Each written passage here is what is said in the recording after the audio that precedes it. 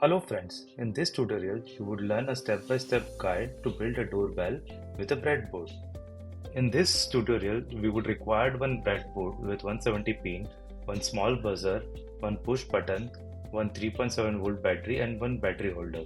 Now take the breadboard as shown in this video and put the buzzer.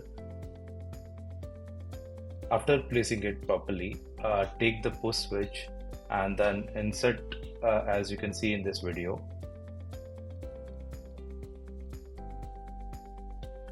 Once that is done, now take the black wire and put it as you can see in this video.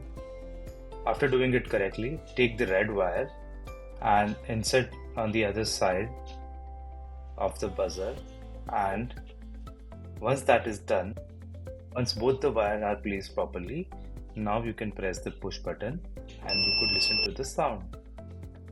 See, try it again. Thank you so much.